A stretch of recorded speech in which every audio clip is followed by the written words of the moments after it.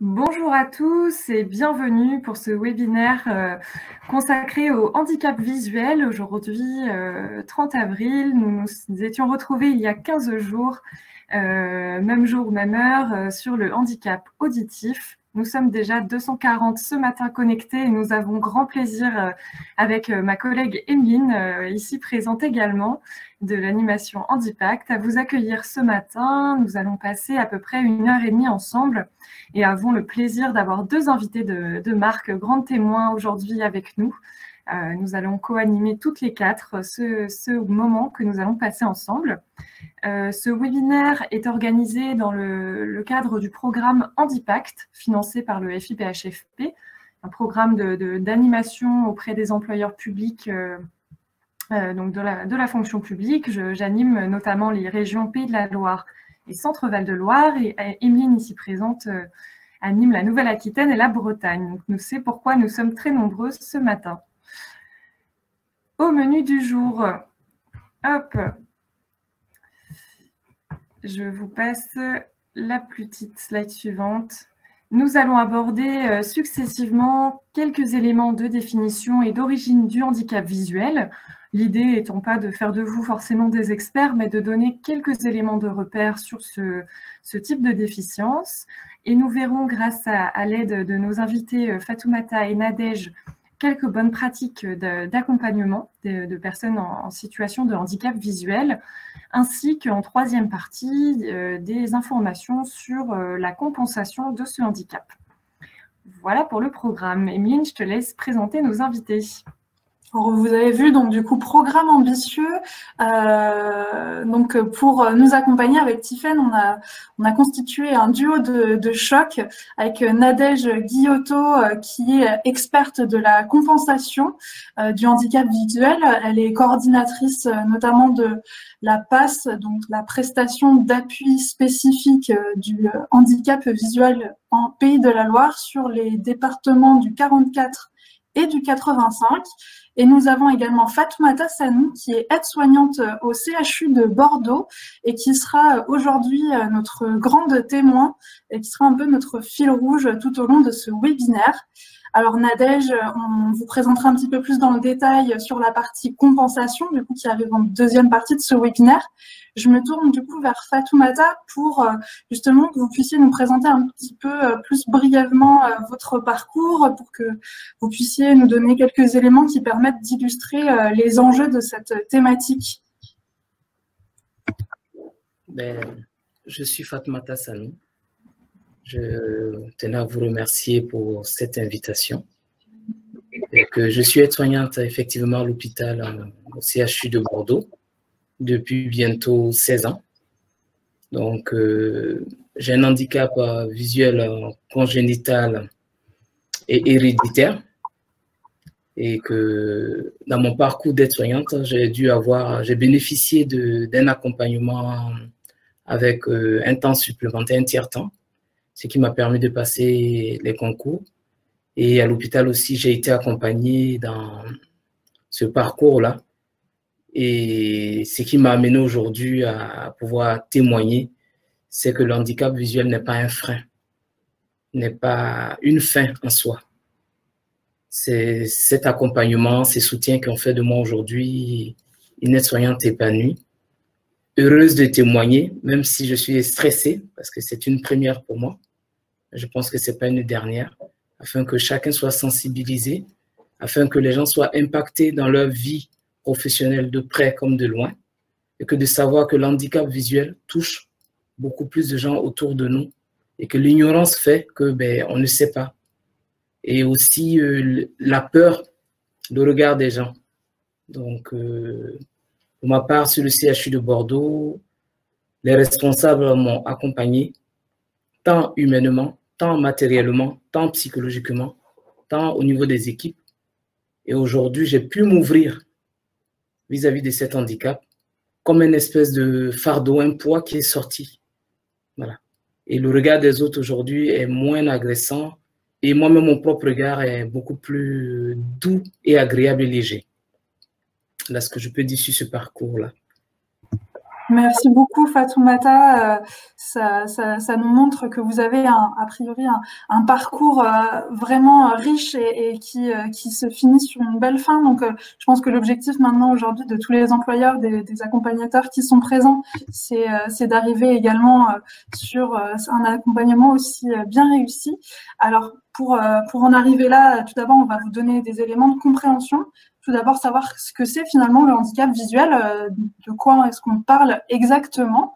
Ça va être la première partie de ce webinaire. Et pour entamer justement cette première partie, on va vous proposer un quiz qui va vous permettre, d'interroger sur vos représentations sur ce handicap qui peut parfois être mal perçu. Alors, ce quiz il va apparaître dans l'onglet sondage qui se trouve à droite de votre écran, donc un peu plus à droite que le chat, juste après l'onglet questions. C'est ici que des questions vont apparaître. Première question, je te laisse la poser, Tiffaine. Oui, alors, première question qui est une affirmation à laquelle vous pouvez répondre par vrai ou faux. Selon vous, le handicap visuel est-il un handicap lourd? On vous laisse quelques secondes et ça y est, ça défile à toute allure.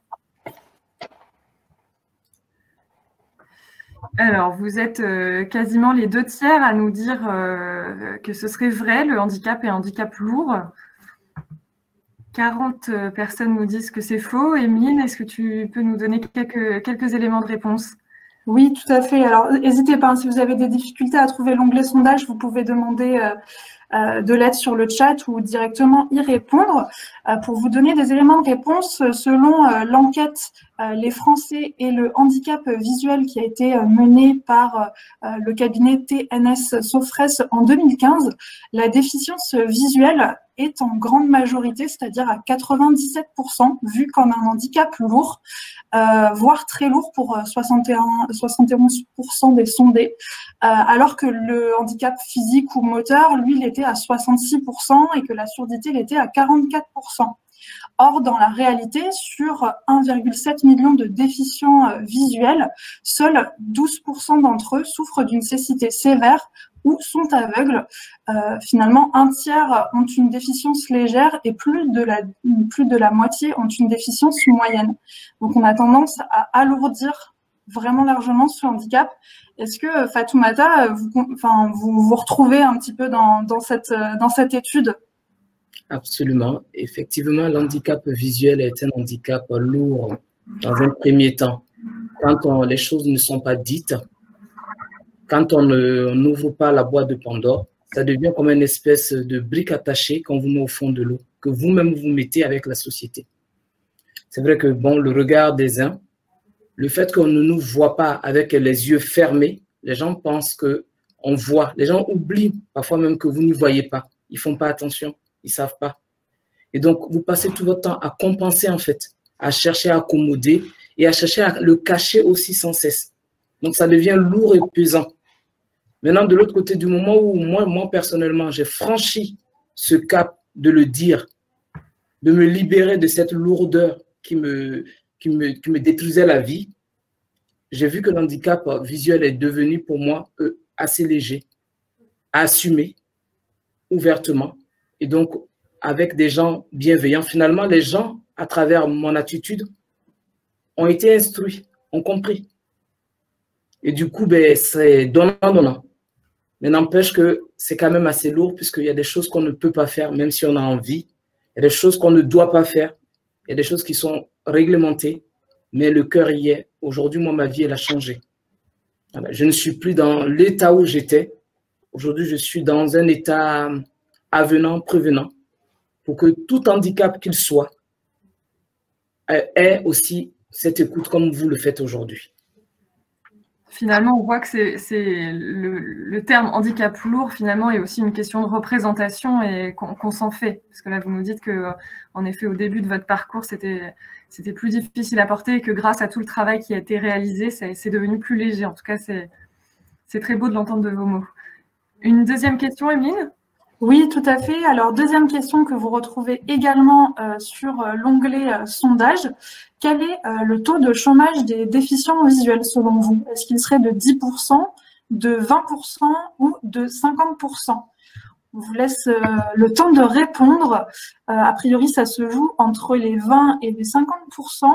Vous êtes moitié-moitié entre ces deux taux-là. Le 20% est en train de prendre un peu plus d'ampleur. Est-ce que Tiffaine, tu peux nous donner justement la réponse? Oui, quelques éléments de réponse. Alors, on voit que la majorité qui se dégage là dans les réponses, c'est en effet 20% parce que on sait que parmi les personnes en situation de handicap, à peu près 20% sont au chômage. Cependant, le taux monte à 50% pour les déficients visuels, soit 5 fois plus que la population active qui est plutôt autour de 10%.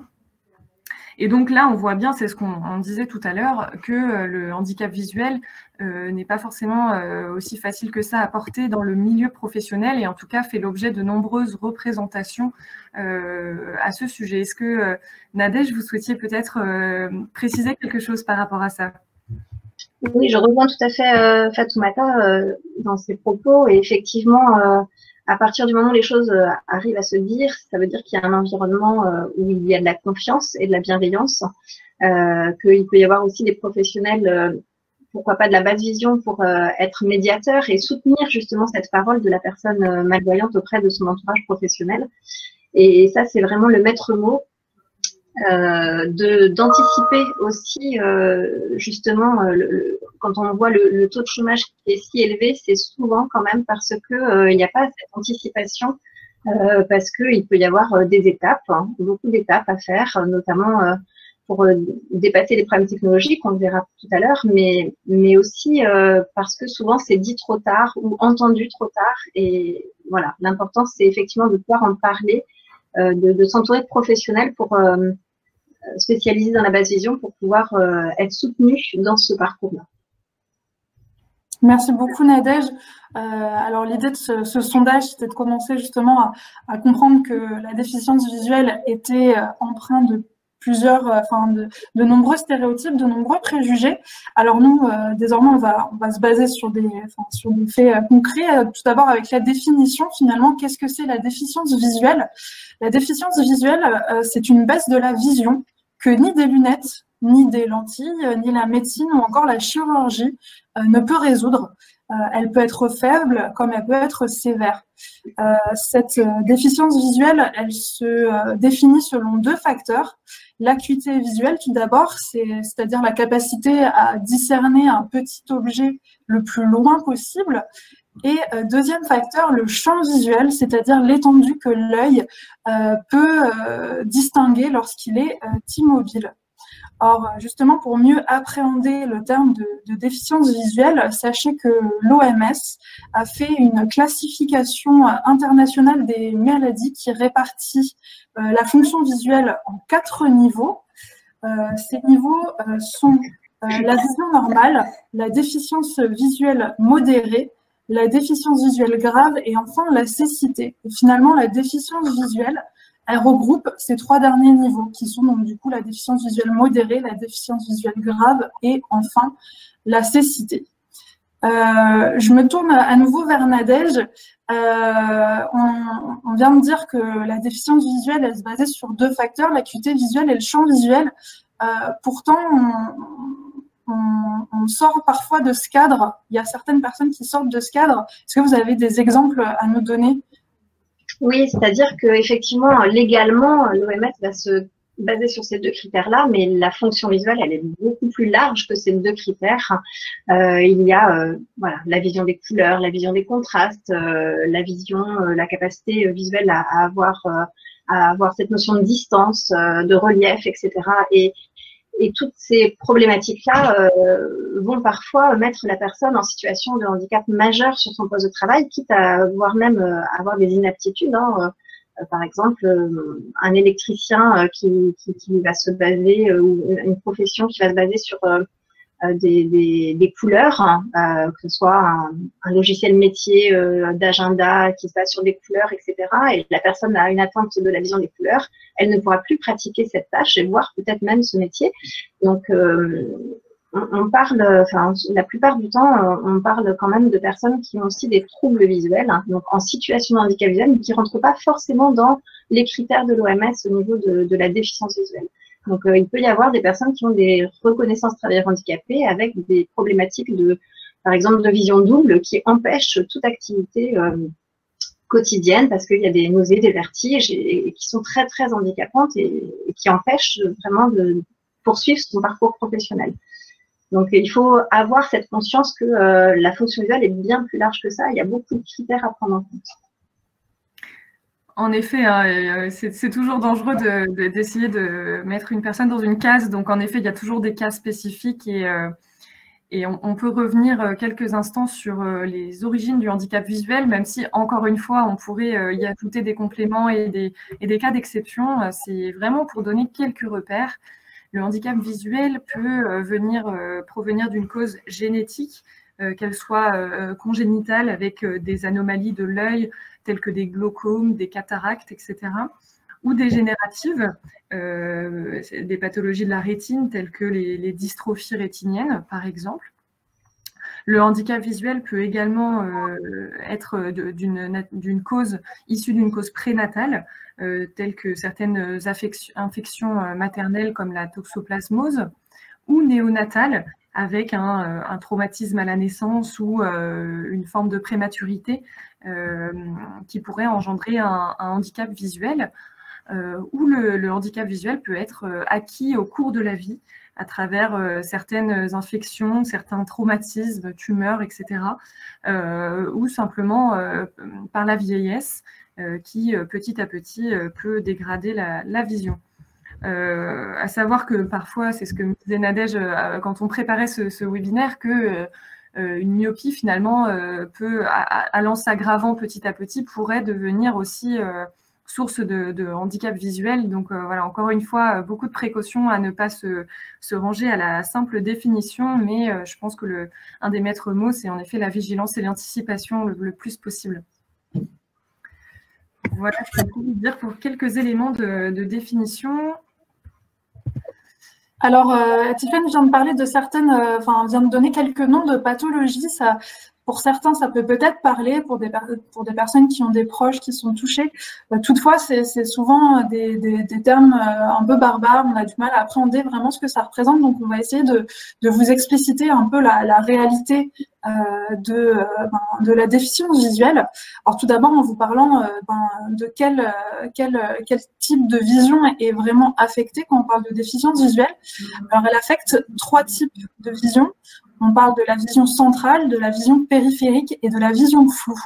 La vision centrale, c'est celle qui permet la vision des formes, des couleurs et surtout la vision des détails. Lorsque la déficience visuelle se porte sur la vision centrale, c'est la vision de près et du coup toutes les activités qui nécessitent de la précision qui vont être affectées. Donc pour compenser ce handicap, on va notamment faire appel au grossissement. On peut également avoir une affection de la vision périphérique. Donc là, ce serait l'inverse de la vision centrale que vient de décrire Emeline.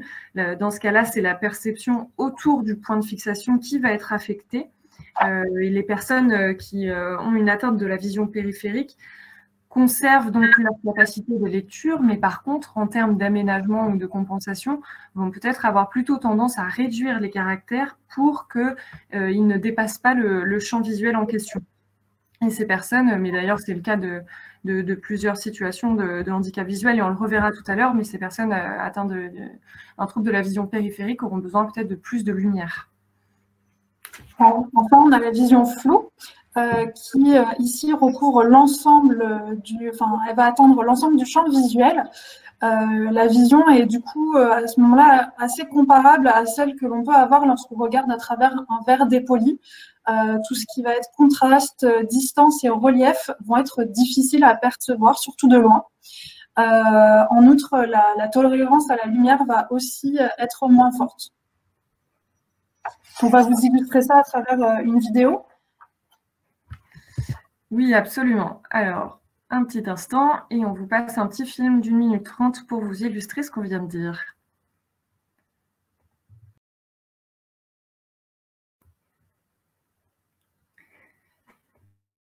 Attendez, j'avais le micro, attends. Alors, pardon.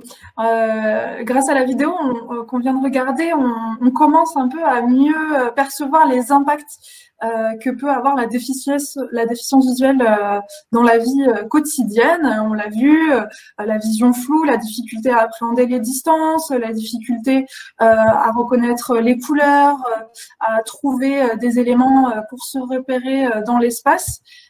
Est-ce que Nadège, vous qui êtes sur le terrain, est-ce que vous pouvez nous préciser un peu plus les répercussions qu'on va retrouver dans le milieu professionnel? Est-ce que, par exemple, vous pouvez nous donner des illustrations d'activités qui vous sont souvent décrites comme problématiques au sein du milieu professionnel? Variable du fait de la problématique, est-ce que c'est une atteinte effectivement périphérique, centrale, etc. Elles peuvent être même carrément opposées les unes aux autres, hein, bien sûr. Tout ce qui va être accès à l'information va souvent poser problème. Voilà, pour lire, pour accéder à un outil informatique, un document, etc. Mais aussi tout ce qui va être déplacement, effectivement, quand il y a une atteinte périphérique, principalement, les déplacements vont être vraiment source de fatigue, de problèmes, que ce soit pour se rendre à son travail, puisque effectivement, quand on parle d'une adaptation poste de travail, il ne faut pas voir que l'activité de travail, il y a aussi tout le reste autour. Voilà, donc il y a énormément de points particuliers à faire. Alors, par rapport effectivement aux répercussions dans le milieu professionnel, les activités qui vont être problématiques, ça va être aussi tout ce qui va être autour de la communication, puisque, comme le disait très bien Fatouma tout à l'heure, c'est un handicap qui parfois ne se voit pas du tout, n'est pas du tout compris, et du coup, les comportements de la personne malvoyante peuvent parfois être mal interprétés. Il peut y avoir des quiproquos importants au niveau de l'équipe. Par exemple, vous imaginez une personne qui a une vision tubulaire, qui se déplace dans un couloir ou dans un hall, ne voit pas forcément son collègue, puisqu'il n'est pas dans son champ de vision à ce moment-là, et ne le salue pas. Et ça peut être vraiment pris comme quelque chose de quelqu'un qui n'est pas avenant, qui n'est pas intégré dans l'équipe, alors que le problème n'est pas du tout là. Il y a aussi cette histoire de fatigue visuelle qui est très importante, qui entraîne une adaptation constante, et effectivement parfois il peut y avoir des difficultés rencontrées par rapport à ça. Alors après, les difficultés, elles sont aussi en lien avec les conditions environnementales. Ça va être par rapport à l'éclairage, à l'environnement lumineux, le fait d'avoir un bureau partagé. On se dit que les adaptations, ça va poser un problème pour les collègues. Donc ça, c'est aussi une fausse croyance, puisque souvent les aménagements qui sont faits pour la personne malvoyante, notamment en termes d'éclairage ou d'agencement de l'espace ou de simplification de l'information, vont être très souvent appréciés par l'entourage professionnel, par les collègues. Donc c'est vrai que la priorité d'avoir en tête, c'est que c'est un effort permanent de la personne pour percevoir l'information, pour communiquer, pour se déplacer dans l'environnement. L'impact de l'éclairage, des contrastes est majeur pour les personnes. Il y a parfois des incompréhensions aussi ou des questionnements autour de l'endurance, autour des compétences même qui peuvent parfois être mises en cause, alors que simplement il ne s'agit pas du tout d'une remise en cause des compétences, mais un problème d'accès aux informations et de lenteur parfois de prise de connaissance des informations. Voilà, en gros, ce qu'on peut en dire. Après, les personnes partagent très souvent des moments donnés où ils n'ont plus d'énergie, ils baissent les bras parce qu'il n'y a plus de plaisir.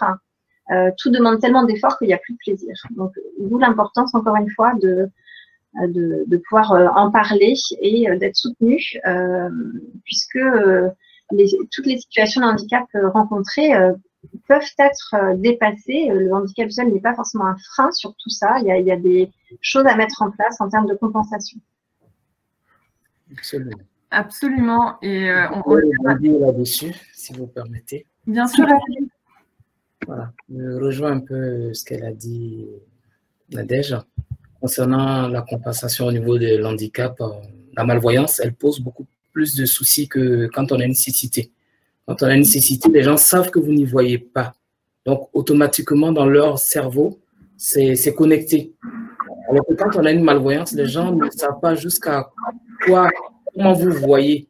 Donc, forcément, comme je disais, ils oublient, ils omettent. Moi, j'ai vécu ces exemples-là que Nadège le dit bien. Par exemple, je suis dans le couloir de mon service. Si je me mets en face et que mon collègue a une vitre avec de la lumière derrière, j'ai du mal à distinguer.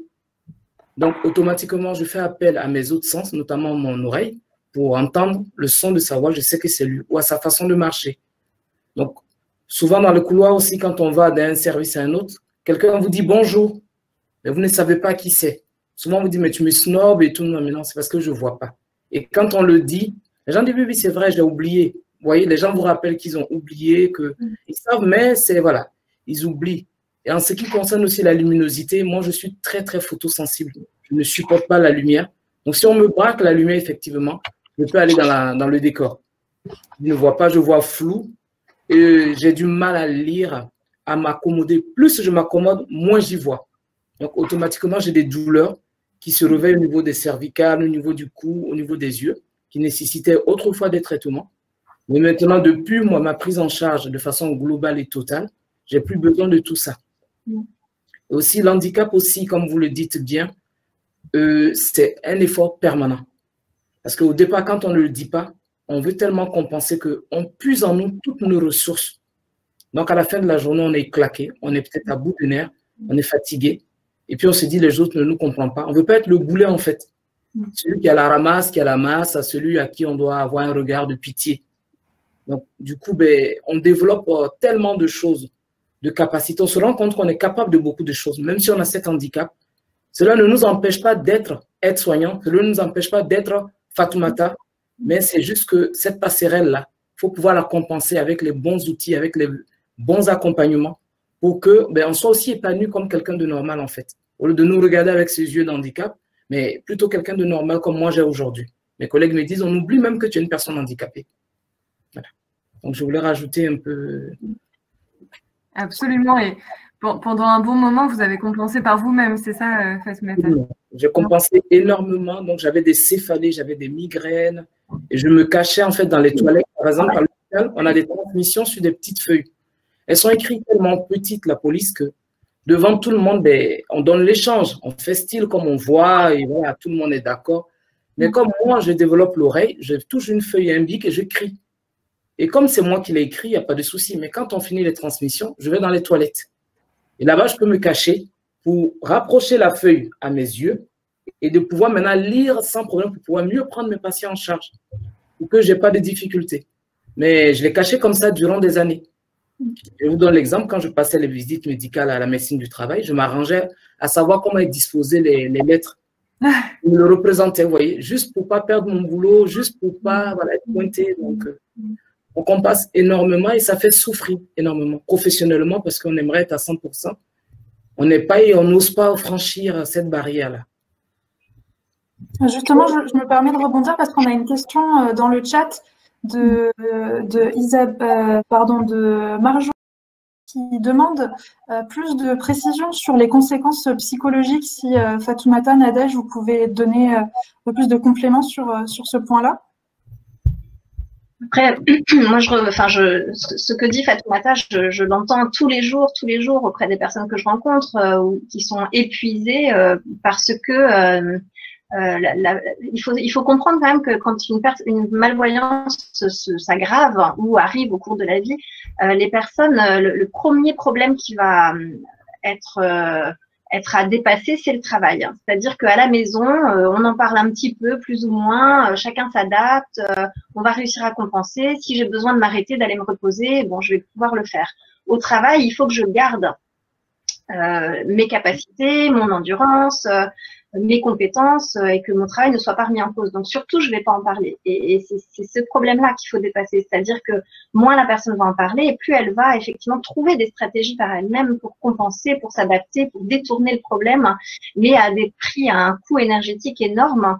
Et on retrouve des personnes qui arrivent après à nos services très tard, tardivement, qui sont déjà épuisées, qui ont perdu confiance en elles surtout. Donc ça, c'est majeur sur le plan psychologique, hein, qui ne se sentent plus en capacité de travailler, en capacité de communiquer avec les autres. qui ont essuyé malheureusement des incompréhensions de la part de leur hiérarchie, leurs collègues, et qui, voilà,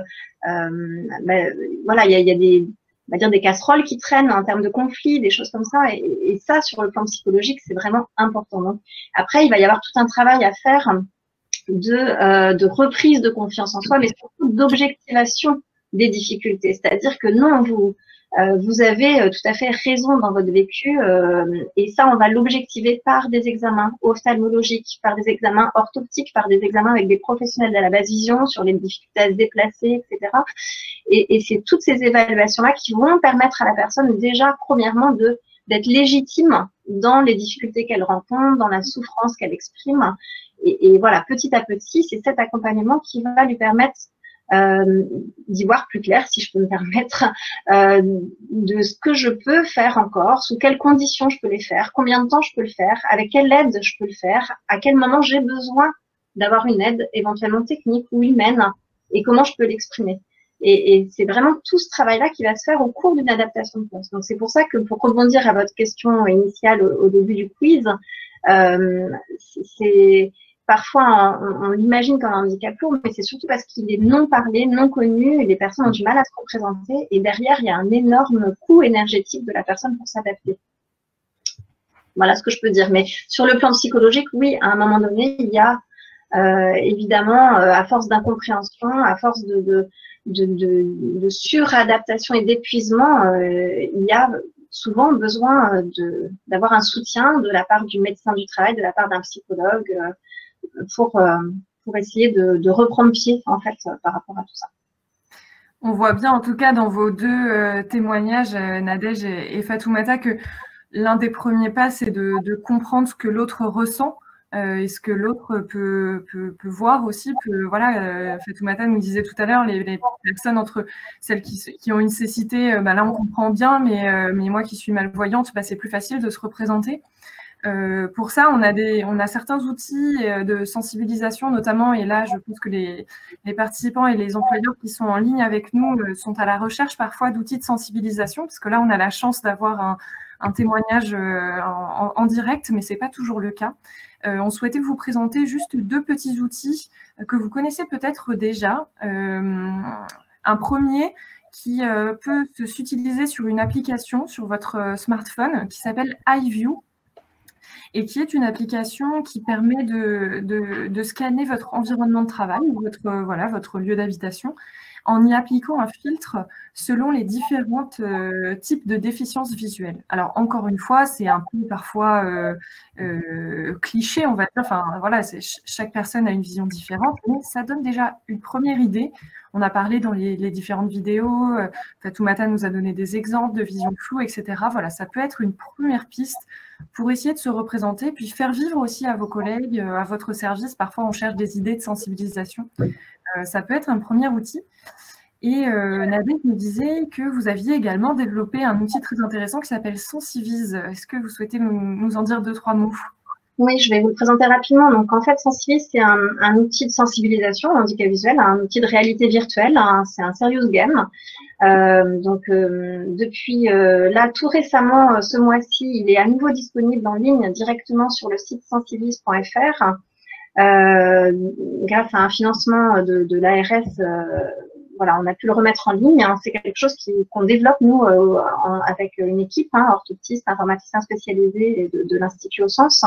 On a pu développer cet outil pour, à partir de notre pratique, où on s'est vraiment rendu compte au quotidien que le handicap visuel était méconnu, pas compris.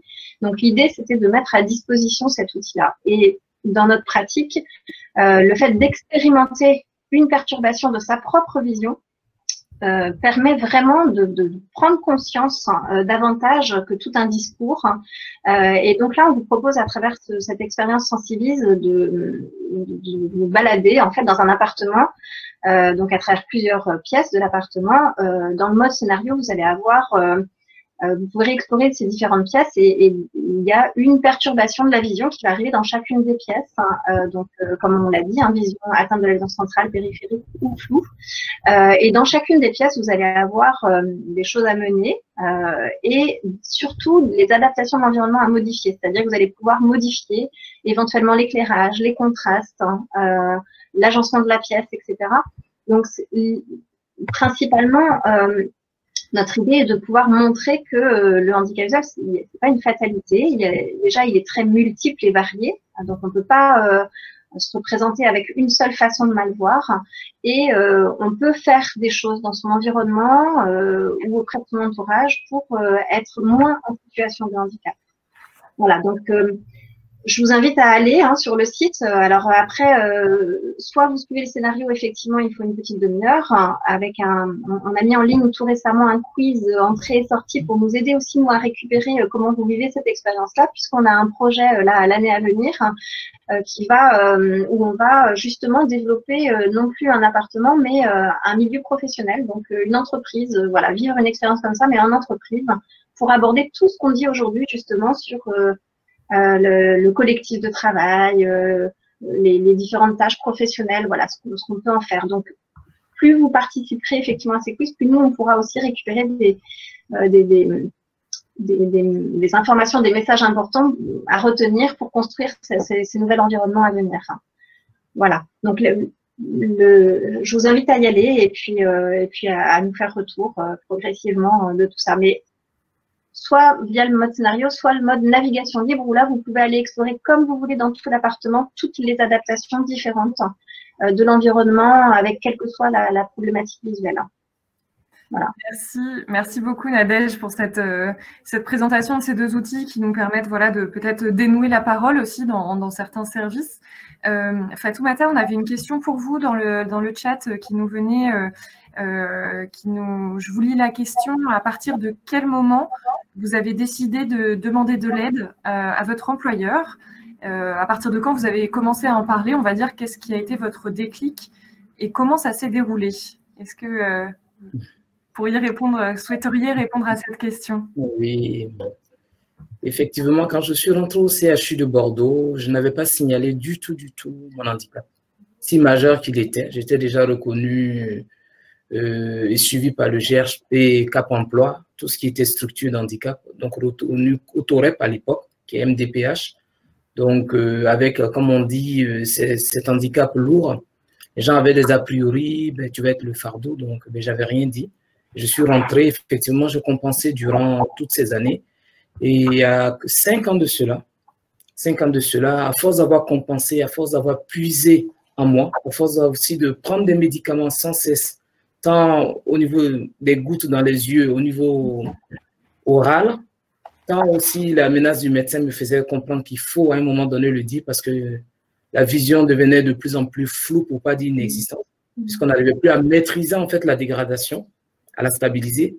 Donc, j'ai eu la chance d'être dans un milieu protégé et j'ai des cadres qui ont commencé à dire « Mais comment ça se fait que tu as les yeux collés tout le temps à l'ordinateur? Comment ça se fait que tu lis comme ça ?»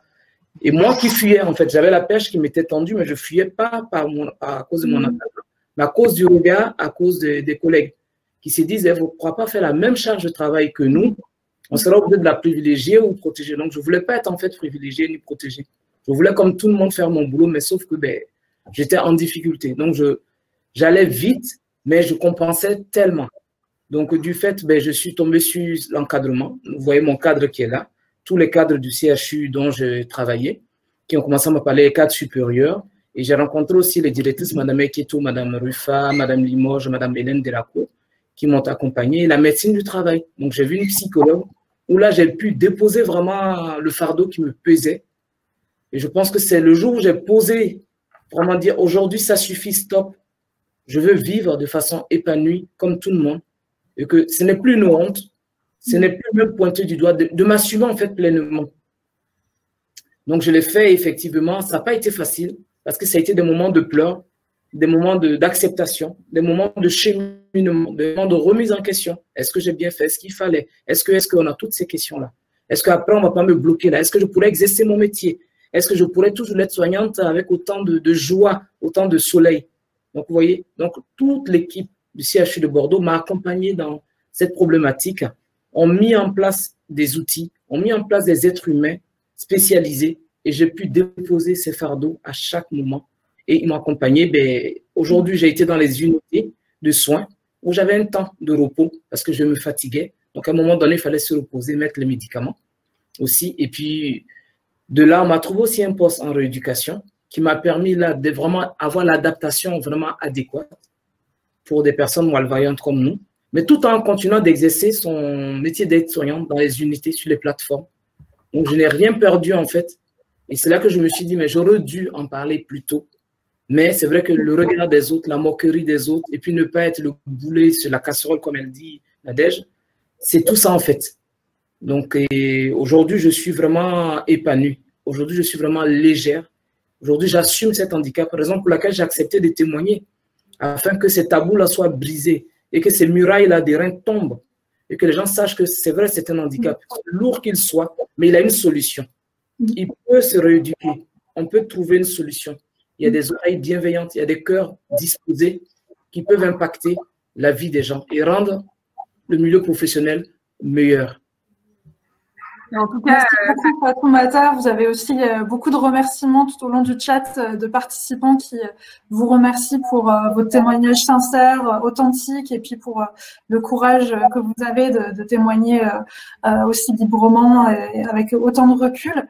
On comprend un peu à travers votre discours l'importance du collectif, des collègues, des employeurs, des accompagnateurs en termes de posture. Et justement, c'est la prochaine partie qu'on va aborder. Je sais qu'on a déjà des questions qui ont déjà apparu dans le chat ou via l'onglet questions sur ces questions. Donc, on va commencer à y aborder. Les aborder. Alors, Tiffany et moi, on en a recensé quelques-unes de bonnes pratiques, mais Nadège et Fatoumata vont nous compléter, bien sûr. Alors déjà, première bonne pratique qu'on peut vous partager, ça serait celle-ci. Lors d'une rencontre, si vous souhaitez proposer votre aide, d'abord dites bonjour. Ne vous vexez pas si la personne décline votre proposition. Également, quand vous rencontrez une personne déficiente visuelle, annoncez votre présence verbalement. La personne, c'est ce que disait tout à l'heure Fatoumata, on peut lui dire bonjour dans le couloir, mais parfois on n'a pas forcément le temps de reconnaître la personne dès les premières secondes. Donc donnez votre prénom avant de commencer une conversation et puis placez-vous en face de la personne, ou au moins dans son champ visuel. Ensuite, si vous avez l'occasion de marcher ensemble, proposez à la personne de prendre votre bras. C'est pas à vous de prendre le sien. Il faut que la personne reste, libre de pouvoir se dégager à tout moment si elle ne se sent pas en sécurité. Donc, si vous lui tenez le bras, elle n'a pas cette occasion-là. C'est à elle de prendre le vôtre. Si le chemin est étroit ou est jonché d'obstacles, placez-vous devant elle, sa main sur votre épaule. C'est toujours plus facile de suivre que d'être poussé. Cela dit, si la personne a une canne blanche, veillez à faire attention à ne pas entraver le mouvement et le déplacement de la personne. Toujours sur les conseils en termes de déplacement, annoncer les changements de direction ou de relief. Par exemple, il va y avoir une marche, un trottoir, un escalier, ainsi que tous les obstacles à éviter. S'il y a un trou dans la chaussée, par exemple, j'imagine un saut sur le chemin dans le couloir du CHU, des panneaux de circulation qui seraient trop bas, un poteau en plein milieu de chemin, etc. Si la personne souhaite s'asseoir, guidez simplement sa main vers le dos du siège. Une fois que la personne connaît la position du siège, la personne peut tout à fait s'asseoir toute seule. Dans le même esprit, si la personne va prendre l'escalier, vous guidez seulement sa main sur la rampe. Ensuite, en situation de réunion, parce qu'il y a beaucoup d'entre vous qui travaillent dans des administrations, optez bien pour la rédaction de comptes rendus et de supports pour pouvoir avoir une trace écrite qui d'ailleurs facilitera la vie également du collectif en anticipant et en transmettant si possible le support à l'avance. Et d'ailleurs, j'en profite pour dire que bien sûr, vous disposerez du support d'aujourd'hui. On ne voulait pas spoiler les questions et les quiz, donc c'est pourquoi on ne vous l'a pas remis en amont, mais toutefois, vous aurez bien l'ensemble des ressources à l'issue de ce webinaire. Renseignez également aux personnes quand vous arrivez dans une réunion, tout simplement les affichages qui peuvent être pas forcément toujours disponibles pour les personnes, que ce soit le nom de la salle de réunion, ce qui est inscrit sur le vidéoprojecteur, etc., etc. Dans une réunion, pareil, veillez à ce que chacun se présente au début de la réunion, mais aussi se présente à chaque fois qu'il répète son nom, à chaque fois qu'il prend la parole. Absolument. Ensuite, inutile de bannir dans votre vocabulaire quotidien tous les mots relatifs à la vision, pas de gêne par rapport à ça, hein. Vous avez toujours le droit de dire que vous allez voir un film, que vous avez vu la machine à café, etc. Pas de gêne, soyez simplement le plus naturel possible. Si la personne a un chien guide, il faut considérer que ce chien est en train de travailler, donc il ne faut pas essayer de le divertir, le caresser, etc. Il faut le laisser concentrer sur sa tâche. Et aussi, mettez-vous à l'opposé du chien si vous adressez à cette personne. Voilà, et si vous devez quitter précipitamment une pièce, par exemple, en cas d'évacuation, proposez votre aide à ce moment-là. Et de manière générale, permettez à la personne aussi de prendre son temps, par exemple, prendre son temps de prendre connaissance d'un document, prendre connaissance d'un lieu. Voilà, laissez-lui le temps aussi de s'acclimater à un nouvel environnement, à des nouvelles informations. Voilà, pour quelques conseils en termes de posture, je pense que de manière générale, on pourrait y résumer en disant que la malvoyance ne se voit pas toujours. On a eu l'exemple avec Fatoumata qui a compensé par elle-même pendant des années. Donc, je pense qu'un des maîtres mots, en effet, ce qu'on disait tout à l'heure, c'est d'être attentif à vos collègues, à vos pairs. Et ensuite, demander à la personne ce qu'elle ressent ou ce qu'elle voit dans son champ de vision et lui laisser l'opportunité d'exprimer ses besoins, que ce soit en termes d'accès à l'information, de communication. Est-ce que la personne préfère un échange oral par téléphone, une trace écrite par mail, etc. Qu'elle exprime ses besoins également en termes de déplacement et en termes de limite de la fatigue. Est-ce qu'il faut aménager le temps de travail? Est-ce qu'il faut revoir l'éclairage, etc. Voilà ce qu'on pouvait dire en termes de posture. Nadège, Fatoumata, est-ce que vous auriez quelques petits conseils à donner en plus? Juste pour répondre à la question d'une personne sur le chat par rapport à comment saluer une personne, comment dire bonjour à quelqu'un qu'on rencontre, une personne malvoyante, un collègue. Alors, effectivement, vous l'avez dit, c'est simplement de se nommer de qui je suis. Bonjour, c'est Nadège. Voilà, simplement ça. Après, évidemment, les collègues rencontrés régulièrement, probablement la personne, elle va les reconnaître à leur voix, à leur pas, à leur démarche, voilà, tout plein de façons différentes. La question était aussi, est-ce qu'on doit toucher la main de la personne? Ça, c'est vraiment plutôt à questionner avec elle ce qu'elle préfère comme façon de communiquer ensemble. Voilà, ça, c'est vraiment prioritaire et primordial de trouver des stratégies spécifiques avec chacun, chacune, plus ou moins facile si on côtoie souvent la personne, évidemment, mais voilà, principalement, c'est ça. Après, on abordera plein d'autres choses sur les diapos suivantes. Et dans la communication, hein, je complète et je salue Bruno Gendron qui nous indique dans le chat qu'en effet, dans la communication, on n'est pas obligé de parler fort à une personne déficiente visuelle. Voilà, c'est utile de le préciser, je pense. Ça, c'est vrai. Je voulais rajouter aussi quelque chose par rapport à ça. Effectivement, quand on est personne malvoyante, il faut rester naturel avec la personne. C'est-à-dire qu'il ne faut pas qu'on sente qu'il y a une différence qui est marquée, en fait. Effectivement, décliner son identité, et voilà, s'annoncer. Et ensuite, effectivement, proposer si la personne a besoin d'aide ou pas. Effectivement, la laisser libre maître, en fait, de son autonomie, en fait. Parce que si vous lui tenez, elle a l'impression que vous lui arrachez encore l'autonomie. Donc, elle peut avoir des réactions un peu brusques, pas adaptées. Si vous laissez cette autonomie, elle a l'impression qu'elle est en train de s'autonomiser, qu'elle l'est, et que c'est elle qui décide, c'est elle qui a en main. Ça la revalorise, en fait. Elle se sent bien. On ne fait pas à sa place. Vous voyez? Donc, c'est vrai que moi, j'ai développé pour moi, de ma part, je le dis personnellement, au niveau de mes mains, pas mal de sensibilité. Au niveau de mes pieds, quand je marche, j'ai pour habitude d'utiliser mes pieds. Je ressens beaucoup de choses au niveau des escaliers, des marches, des trous. Au niveau de l'audition, au niveau du senti. En fait, j'ai développé d'autres sens qui sont venus compléter le peu de vision afin de pouvoir stabiliser le peu de vision qui me reste, qui ne se dégrade pas. Donc, effectivement, tout ce qui est lumière, tout ce qui est, voilà, demander à la personne. Par exemple, les bus.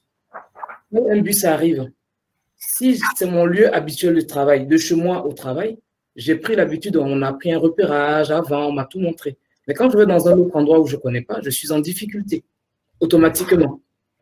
Donc, il va falloir que je prenne en moi, soit d'aller vers les gens, parce que ce jour-là, je n'ai peut-être pas ma canne blanche, parce que les gens ne viendront pas naturellement vers vous, parce qu'ils vous voient marcher. Donc, c'est souvent moi qui vais vers, je dis, s'il vous plaît, est-ce que vous pouvez me dire le numéro du bus et où il va, parce que je ne peux pas lire. En fait, le temps que je lis, le bus, il est passé. C'est pareil pour les trains, c'est pareil pour les trams, tous les moyens de locomotion. Mais quand on est dans un périmètre dans lequel on est bien, on a nos repères et tout. Mais quand on est dans un périmètre où ce n'est pas la nôtre, il faut aussi demander de l'aide. Si difficile que ce soit l'handicap, moi aujourd'hui, j'arrive à voyager, à prendre le train, l'avion, ce qui n'était pas le cas avant. Avant, j'ai loupé des avions parce que je n'ai pas osé demander aux gens de lire en haut.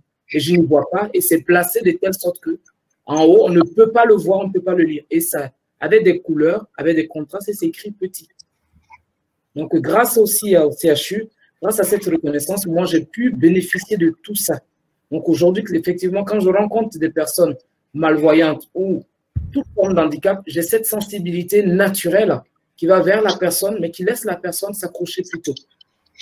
Et de s'exprimer comme bon lui semble et d'apporter une oreille, une écoute et lui donner aussi des conseils si je puisse. Voilà. Donc, voilà ce que je voulais rajouter. Merci infiniment pour toutes ces précisions et tout ce vécu.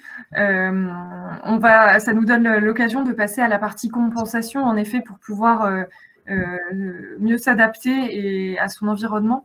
En effet, juste une toute petite slide en introduction pour nous dire, en effet, depuis notamment la loi de 2005 qui redéfinit le handicap, on prend bien en compte la notion d'environnement.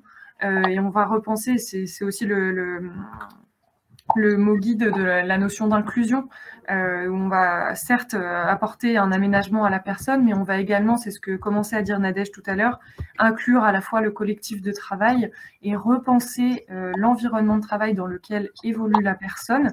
C'est la petite image que vous voyez à droite de votre écran, où on a finalement fait tomber les barrières et placé un filet pour que chacun puisse bénéficier, on va dire, du même confort de travail, enfin là en l'occurrence de vision du match qui est en train de se dérouler. Et je pense que c'est une notion vraiment clé que de s'attacher à l'environnement de travail. Mais Nadège va nous en dire plus sur toutes les manières de compenser le handicap visuel. Et tout d'abord, c'est l'occasion de vous présenter, parce qu'effectivement, au tout début, on vous a présenté brièvement, mais est-ce que vous pouvez apporter un peu des compléments à cette présentation? Très rapidement, donc moi je suis ergothérapeute, ça fait une vingtaine d'années que je travaille auprès du public déficient visuel. J'ai d'abord, je me suis un peu spécialisée en suivant la formation de rééducateur en activité de la vie journalière, qui est un professionnel de la basse vision spécifiquement.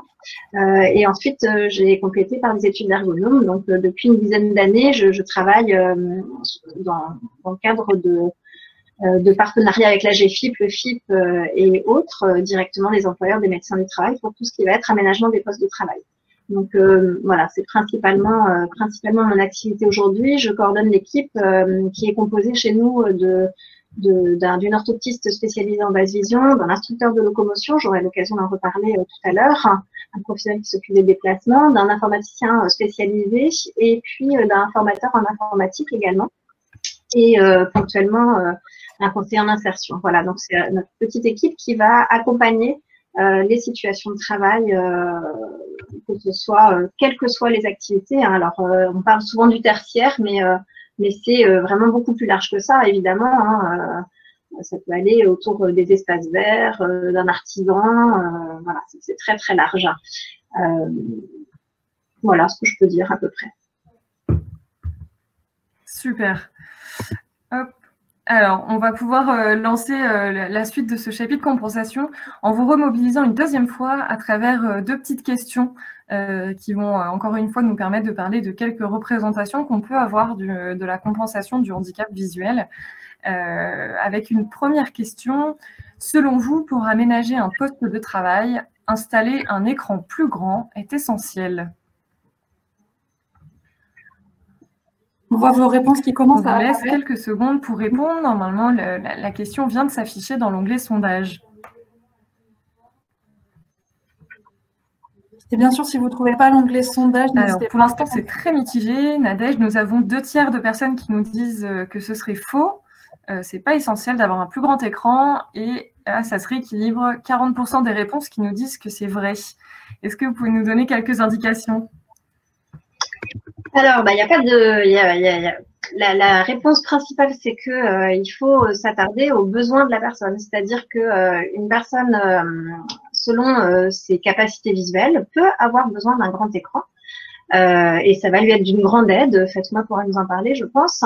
Mais par contre, de mettre systématiquement un grand écran pour toute personne qui est malvoyante, qui voit mal, c'est un écueil, voilà, parce que dans la capacité visuelle, il y a également les capacités optomotrices, c'est-à-dire les capacités à bouger ses yeux, sa tête de façon coordonnée. Et du coup, si je mets un très grand écran, je vais avoir besoin de beaucoup balayer pour regarder de droite à gauche mon écran. Et peut-être que ça va être justement une source de fatigue majeure. Ça va majorer ma fatigue visuelle sur cet écran.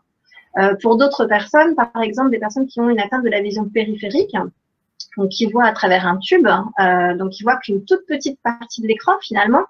Si on met un grand écran, elles vont devoir chercher partout l'information, perdre leur souris, etc. Donc peut-être qu'il va falloir au contraire réduire la taille de l'écran pour ces personnes-là.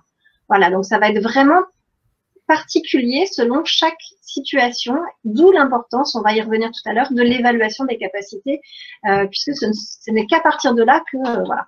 Il faut savoir aussi qu'il y a certaines personnes que moi j'ai pu rencontrer qui ont l'impression elles-mêmes d'être plus adaptées quand elles ont 2 écrans ou un grand écran. Et au final, après les évaluations avec l'orthoptiste, après des mises en situation, elles se rendent compte qu'elles sont beaucoup mieux avec un écran plus petit.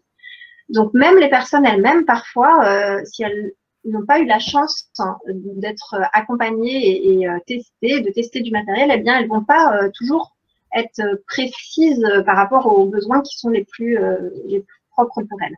Mais je crois, Fatma, que par rapport à cette question-là, vous avez une autre expérience et que vous avez besoin justement d'un grand écran, ça vous a plutôt aidé.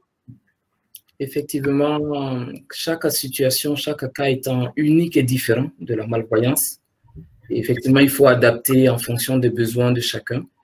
Et quand on ne connaît pas les outils dont on peut avoir besoin, on peut dire j'ai besoin de ça. Ici, en fait, au final, on a peut-être besoin d'un seul ou 2 écrans. Mais moi, dans mon cas spécifique, ayant un albinisme oculaire, ayant un nixtamus, ayant un kératocone, donc j'ai des problèmes effectivement d'accommodation. J'ai la chance de ne pas avoir une position de blocage. Donc, je peux bouger la tête et tout. C'est vrai que plus je veux fixer, parce que j'ai un problème de fixation, aussi lié au problème de lumière, aussi lié aussi au problème de fatigue, aussi lié aussi à une acuité visuelle qui est tellement basse, pour ne pas dire inexistante, moins de 2/10. Donc, ce qui rend encore plus compliqué. Et pour moi, il a nécessité effectivement un grand écran. Je vous avoue, ma vie, elle a changé. Parce qu'avant, effectivement, quand je lisais, je mettais comme ça, dans les yeux pour pouvoir lire. Donc, le temps de déchiffrer, le temps de découvrir, j'en avais au moins pour la journée, pour ne pas dire. Donc, j'ai eu vraiment la basse vision qui m'accompagnait par le biais de maintien de l'emploi au niveau du CHU. Et ils m'ont fait tester pas mal de matériel adapté aux basses visions. Et donc, j'ai eu un grand écran avec un clavier adapté. Voilà. Et aussi avec un vidéo agrandisseur à côté, où j'ai dû aussi apprendre par rapport au nixtamus, puisque j'ai les yeux qui bougent, qui ne peuvent pas se fixer, en plus de la basse vision, en plus de d'autres éléments qui se sont rajoutés sur le problème visuel. Ça rend compliqué la gestion, en fait, des outils me concernant. Donc, je dirais qu'il faut évaluer au point par point et laisser la personne aussi le temps, parce qu'il faut que ça chemine, il faut que ça travaille aussi. Voilà. Bien sûr. Vous voulez voir aussi, parce que du coup, comme je ne suis pas dans mon bureau, puisque mon bureau n'est pas doté d'une caméra, ce qui est dommage. Voilà, donc mon cadre a dû aménager son outil portable avec caméra, ce qui me permet d'être dans son bureau. Que vous constatez. Sinon, moi, dans mon bureau, j'ai mon environnement de travail qui a été équipé, réfléchi, pensé, adapté, et je vous avoue, le confort visuel y est. Et je suis fier de m'asseoir maintenant comme ça à distance et de pouvoir lire, de pouvoir taper ou de pouvoir écrire, ce qui n'était pas possible dans le passé. Super. Mais Fatoumata, on aura peut-être l'occasion tout à l'heure, du coup, d'aller visiter votre bureau, peut-être dans quelques minutes en tout cas. Juste avant de faire cette petite visite, une deuxième question, parce que là, on a parlé d'aménagement technique. Une deuxième question pour vous. Dans l'onglet sondage qui s'affiche, la compensation du handicap visuel passe surtout par des aménagements techniques, selon vous? On a commencé à en parler un petit peu.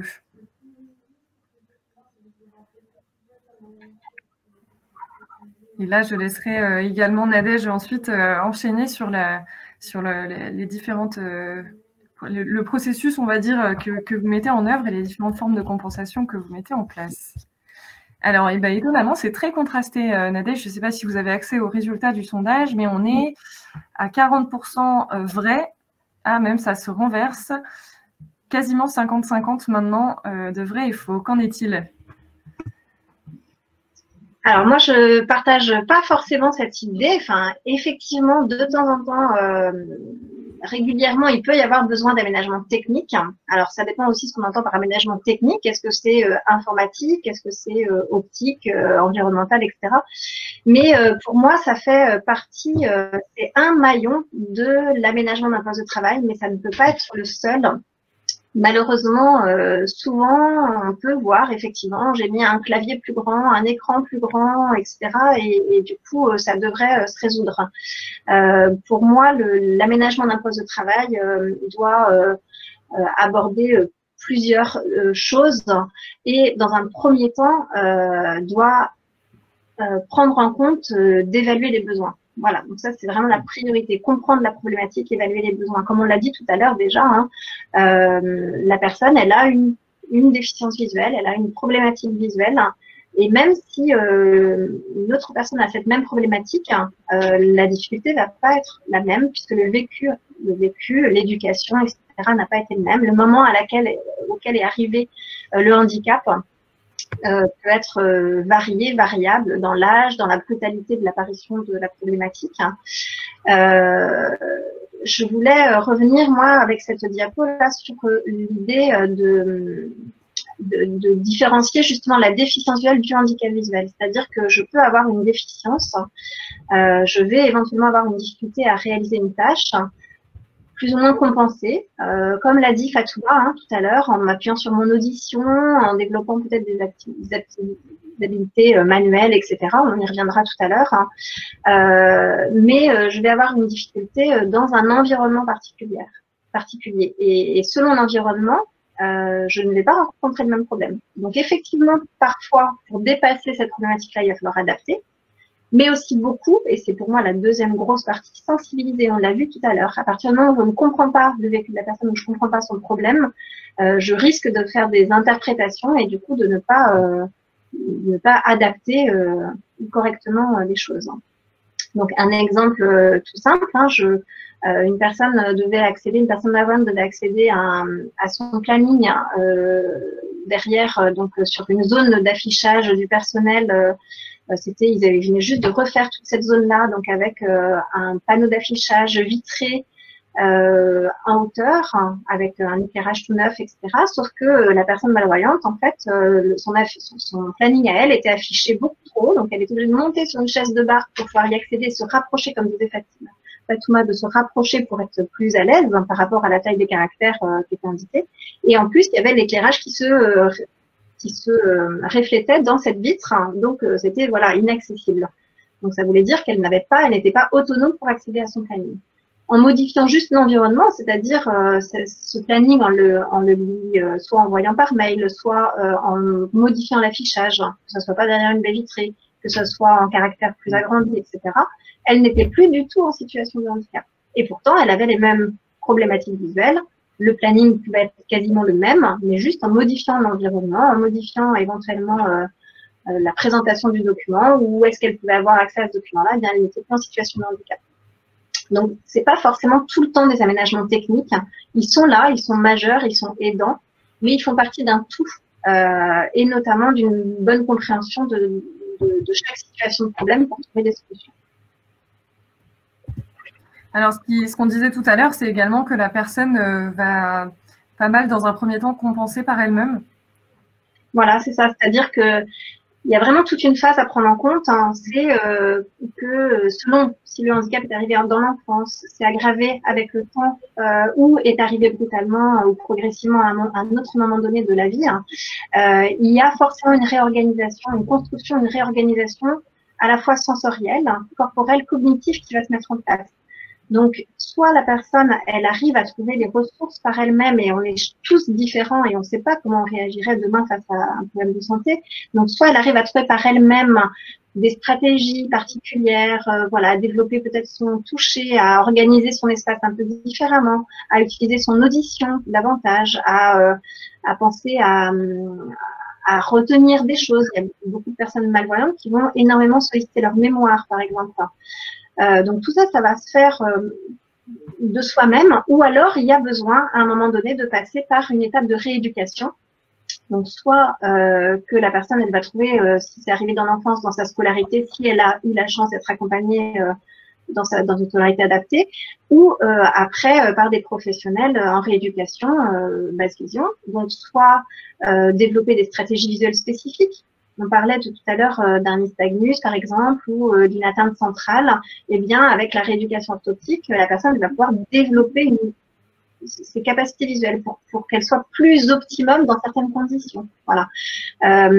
Tout pareil, les aptitudes gestuelles, la compensation par le toucher, c'est pas forcément quelque chose qui est si spontané. Parfois, oui, et parfois, il va falloir l'accompagner. Par exemple, pour monter un escalier, j'ai rencontré la semaine dernière une personne qui me disait être vraiment, voilà, ça c'était quelque chose qui était compliqué pour elle parce qu'elle se concentrait visuellement sur chaque marche pour voilà, être en sécurité, etc. Et en fait, en échangeant avec elle, elle s'est rendue compte qu'en tenant la rampe, donc en compensant par le toucher, en étant attentif à ce qui se passait autour de ses pieds, eh bien, elle pouvait lâcher sa vision à un moment donné et du coup être moins fatiguée. Donc, il y a plein de choses qu'on peut apprendre à faire à la personne, mais ça fait partie effectivement d'une phase de rééducation, souvent. En tout cas, c'est aidant. La rééducation, elle est aidante parce que la personne, elle prend conscience de comment elle fonctionne, de ce qu'elle a déjà mis en place et du coup, elle va pouvoir le retransposer dans une autre situation, problème qu'elle rencontre. Voilà. Donc ça va être tout ce qui est compensation, des stratégies que la personne va développer par elle-même. Ok. Alors maintenant, les préconisations que vous pouvez faire, et là, ça va être l'occasion également d'aller visiter le bureau de Fatoumata pour pouvoir voir aussi quelles aides techniques elle nous a mentionnées, mais quelles aides elle a pu bénéficier.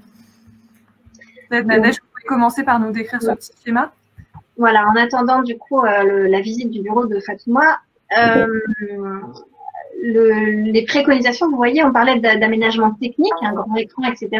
Là, on va les retrouver dans le petit onglet adaptation technique au fonctionnement. Ça fait qu'une partie de cette diapo.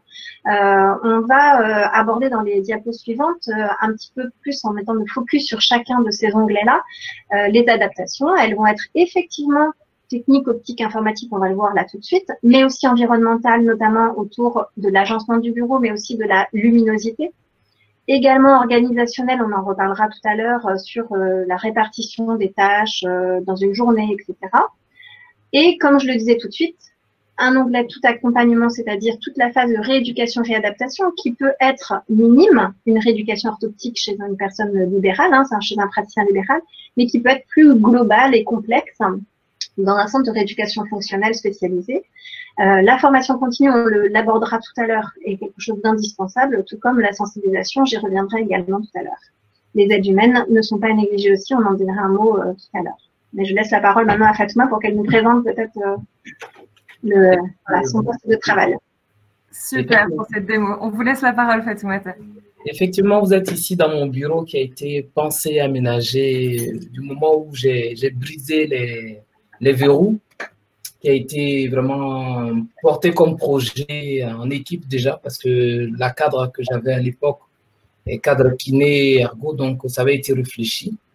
Et ensuite, on a fait appel aussi à l'équipe de basse vision, par le biais aussi de la cellule maintien de l'emploi du CHU, qui est habilité aussi à le faire, qui sont venus pour évaluer aussi les besoins.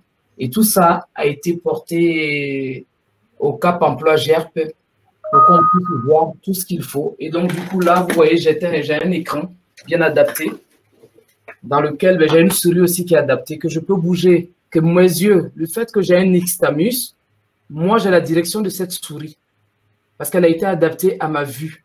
Donc, je peux la suivre. Alors qu'avant, qu'elle ne soit adaptée, je ne pouvais pas suivre le mouvement de la souris puisque mes yeux vont plus vite que le mouvement de la souris. Donc, je ne la suivais pas. Et là, j'arrive à m'asseoir dans un siège assez confortable aussi par rapport aux douleurs que je peux avoir, par rapport à la fatigue. Voilà. Et je suis bien assise et j'arrive à lire ce qui est devant moi, sans besoin d'aller comme ça, comme ce que je faisais auparavant. Avant, j'étais comme ça. Le temps de lire, je baissais la tête comme ça, le temps de… Voilà. Le jour d'aujourd'hui, je suis assise comme ça. Je peux la grossir comme je veux. Je peux changer les couleurs comme je veux, selon ma fatigue. Et j'ai aussi un clavier qui est aussi adapté, qui n'est pas un clavier comme les autres, avec des gros caractères, avec une couleur spécifique qui puisse me permettre de reposer, d'avoir un confort et un éclairage pas trop éblouissant. Voilà. Et donc là, j'ai à côté juste le vidéo agrandisseur sur lequel je peux lire. Il est mobile, on le bouge, on adapte les couleurs selon la fatigue.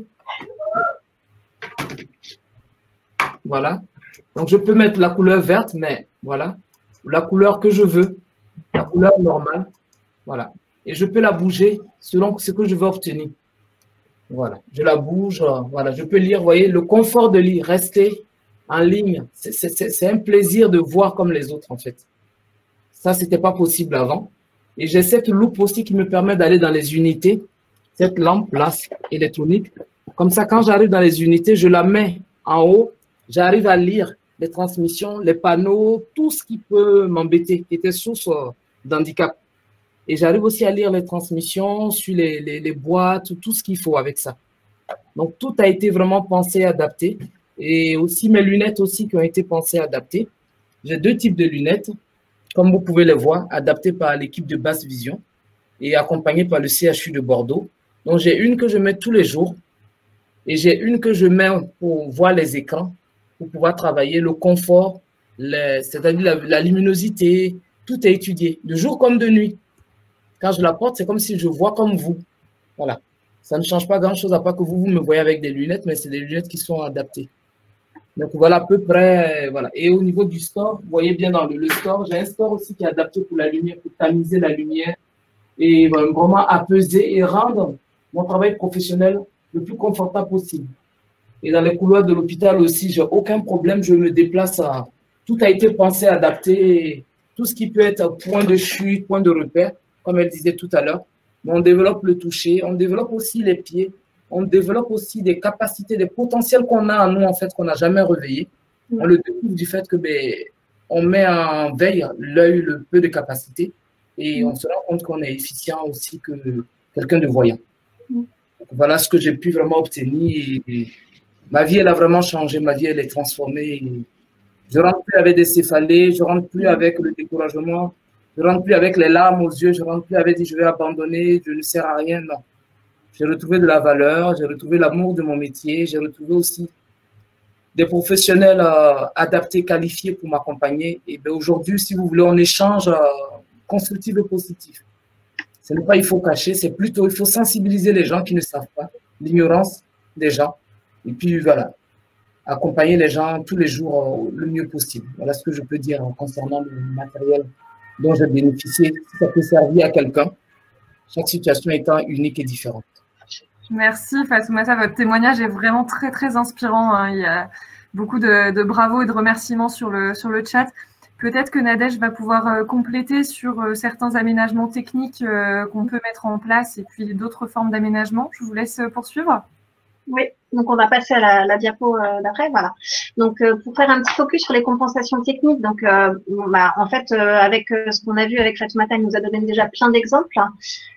Déjà on peut rappeler que les aménagements sont forcément ajustés à la personne, aux capacités de la personne visuelle, mais aussi plus globales, parce qu'effectivement pour utiliser ces outils-là, il faut quand même aussi avoir des capacités émotives, des capacités d'organisation tactile, etc. Il faut que ces aménagements soient absolument pensés avec elle. On ne peut pas les décider à sa place. Elles vont devoir être testées elles vont être aussi choisies en fonction des activités précises de travail et de l'environnement de travail. C'est vraiment une co-construction qui doit se faire avec la personne, les professionnels qui connaissent le matériel et l'employeur. Voilà. L'idée aussi qu'il faut retenir, c'est que des aides techniques que la personne pourrait avoir éventuellement acquises à titre personnel pour sa vie quotidienne ne vont pas forcément être à copier-coller pour l'activité de travail professionnelle, puisque l'activité n'est pas la même, le rendement demandé n'est pas le même. Voilà, je pense par exemple à une personne qui fait de la comptabilité, qui chez elle a une petite vidéo loop comme Fatoumata nous a montré, une petite vidéo loop pour lire ses courriers. Eh bien, dans son activité professionnelle de comptable, ça va pas du tout fonctionner parce que ça va lui demander énormément de gestes, de changements visuels. C'est-à-dire, je rapproche mon courrier, je regarde avec la vidéo loop, etc. Donc, ça ne va pas convenir. Donc là, peut-être, il faudra passer par, comme on l'a vu tout de suite, avec un vidéo agrandisseur qui peut être couplé ou non. Voilà. Donc, l'idée, c'est vraiment de se dire les aides techniques sur le plan professionnel vont être adaptées à l'activité de travail, à la personne et à l'environnement de travail. Donc, il peut y avoir en premier lieu des équipements optiques qui peuvent être dédiés au travail. Donc là, je pense souvent à des personnes qui ont, par exemple, des verres progressifs, puisque effectivement, les personnes aveugles peuvent aussi avoir l'apparition de la presbytie comme n'importe qui avec l'âge. Et du coup, une paire de lunettes progressives, pour quelqu'un voilà, qui a plutôt vision intermédiaire, vision de loin, donc ça au quotidien, qui va travailler tous les jours devant son écran, va plutôt avoir besoin là d'une paire de lunettes en vision progressive, mais vision de près, vision intermédiaire. Et donc peut-être qu'on va être amené, éventuellement, l'orthoptiste va peut-être être amené à préconiser une paire de lunettes dédiées au travail. Et comme le disait également Fatoumata, pour des personnes qui ont beaucoup de documents papier à traiter sur un poste de travail toujours tertiaire, l'installation est primordiale. Donc l'installation, ça concerne l'assise, mais ça concerne aussi la distance à son écran. On peut utiliser des pupitres, des porte-documents qui vont permettre de positionner le document au bon endroit pour la personne et de façon plus accessible. Les loupes à main, il y en a énormément, loupe à main, loupe éclairante ou non éclairante, de différents grossissements, des loupes électroniques, il y en a aussi beaucoup sur le marché, on peut très vite s'y perdre dans toutes ces aides techniques-là. L'idée vraiment, c'est qu'est-ce que j'ai à faire, quelles sont mes capacités, je vais faire des essais chez des opticiens spécialisés avec des professionnels et je vais choisir l'aide technique qui va être le plus à même à m'aider. Ensuite, toute la deuxième partie, ça va être effectivement l'accès à l'écran informatique, on va dire. Alors, effectivement, pour un poste tertiaire, mais là, on le voit bien, pour un poste, quel qu'il soit maintenant, on utilise l'informatique à un moment donné, probablement dans son activité de travail.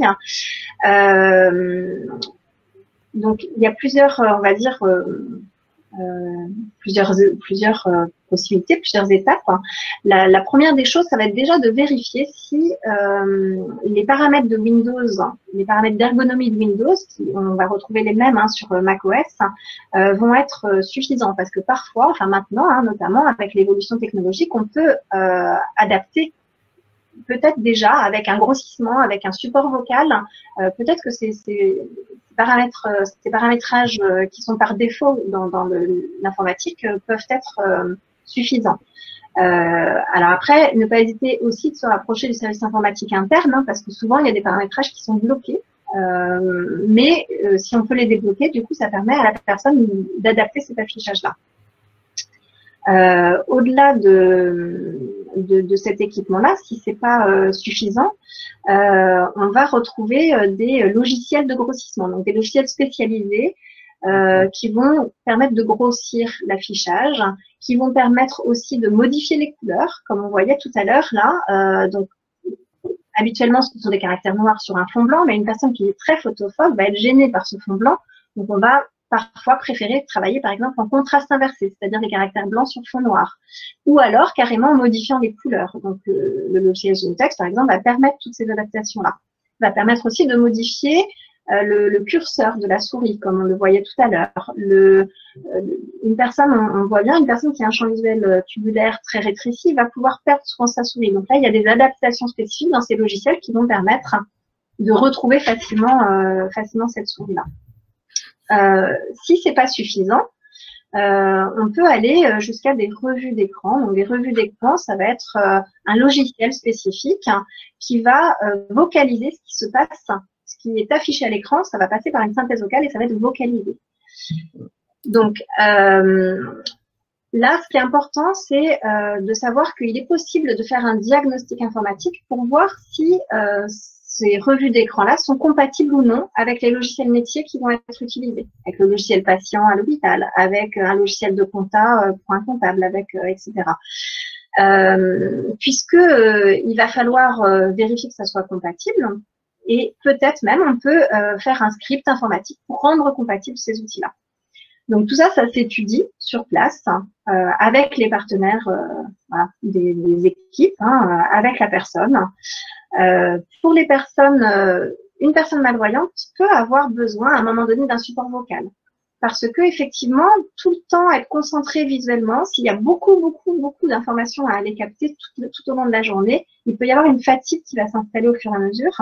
Et du coup, le support vocal va permettre à un moment donné, pour certaines informations, de soulager visuellement et plutôt de passer à l'écoute.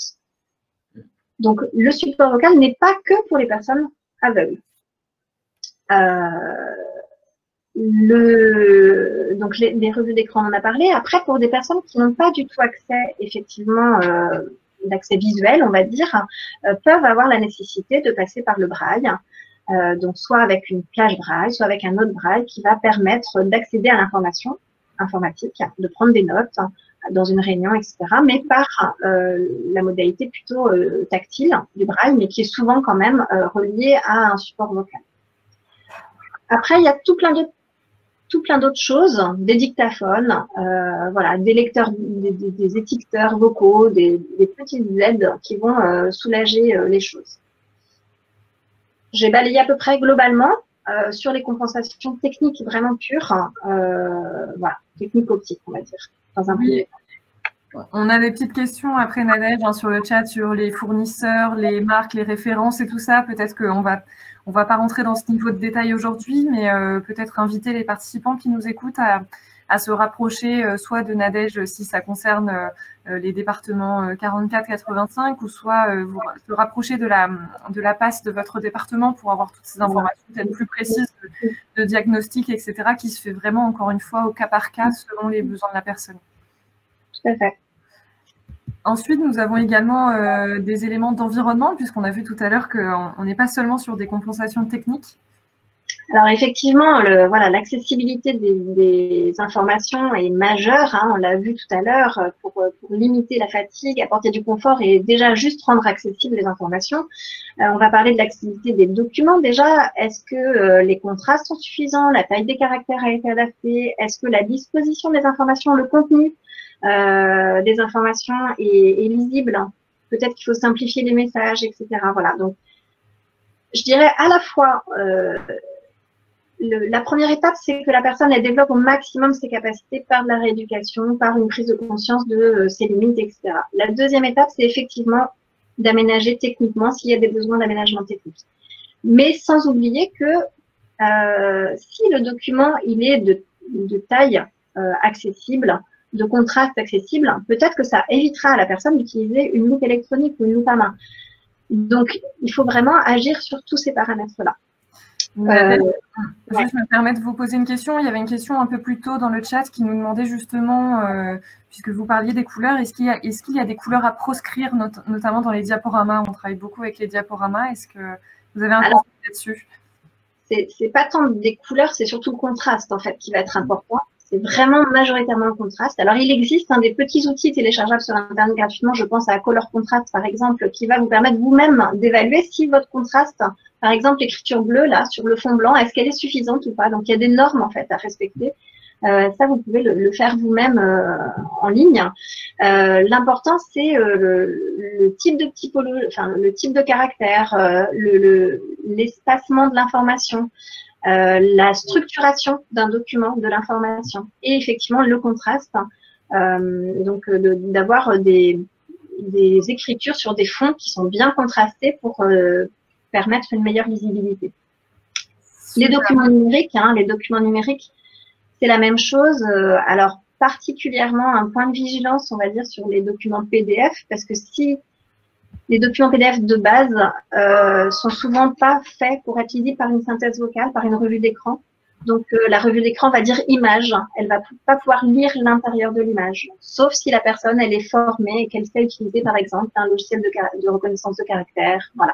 Donc, il y a des choses à mettre en place, mais parfois, très vite, ça peut être inaccessible. En termes d'accessibilité, ça va être aussi tout ce qui va être le cadre bâti. Fatoumata nous en a parlé tout à l'heure. Il y a des normes qui existent pour adapter les escaliers en termes de contraste, encore une fois, en termes de luminosité, en termes de signaler une porte transparente avec, voilà, il y a des normes qui existent que vous pouvez trouver très facilement sur le web maintenant, avec une obligation, normalement, pour tout établissement recevant du public d'aménager ces espaces. Après, il y a aussi beaucoup de bon sens, c'est-à-dire qu'effectivement, tout ce qui va être limité d'encombrement dans des cheminements, faire une signalétique accessible, ça, voilà, ça va être des choses à partir du retour de la personne, de ce qu'elle vit au quotidien, s'appuyer vraiment là-dessus pour essayer de comprendre où sont les problématiques dans l'accessibilité du cadre bâti, dans les déplacements, pour pouvoir réfléchir ensemble. En fait, encore une fois, c'est vraiment réfléchir ensemble à qu'est-ce qu'on peut aménager, quelles bonnes pratiques on peut mettre dans l'entreprise, dans la structure, dans la collectivité, pour que les encombrements, les cheminements soient moins encombrés. Pour finir, en termes de compensation environnementale, un point crucial, ça va être tout ce qui concerne l'éclairage. Énormément de personnes malvoyantes ont une sensibilité extrême à l'éclairage, donc dans un sens ou dans l'autre, ou voire les deux, c'est-à-dire une très grande photophobie, donc un très grand éblouissement, même si pour nous, bien voyants, l'environnement n'a pas l'air surexposé, on n'a pas l'impression que c'est un éclairage énorme, pour autant, elle va vivre vraiment comme une agression visuelle, qui va l'empêcher d'utiliser sa vision. Donc l'éclairage est majeur. Parler d'éclairage général de la pièce, donc en étant attentif à l'éclairage naturel, en étant attentif à l'éclairage artificiel, et également de l'éclairage parfois indirect qui peut permettre de diffuser davantage la luminosité et d'être moins agressé par un plafonnier, par exemple. Voilà. On va essayer de gérer tout ce qui va être source d'éblouissement, donc par des stores, comme vous l'avez, Fatoumata, effectivement, par un éclairage indirect, par voilà, d'autres façons de faire. On peut agir sur beaucoup de choses en termes d'éclairage. À l'inverse, il y a des personnes, notamment les personnes qui ont une atteinte périphérique, vont avoir besoin, elles, de davantage d'éclairage parce que quand elles passent dans un couloir qui est un peu moins éclairé, hop, elles ont l'impression, en fait, on appelle ça d'être en état de cécité nocturne. Donc, ça veut dire qu'elles n'ont plus la capacité de discerner les choses, même si c'est un peu éclairé, en fait, elles perçoivent plus rien du tout.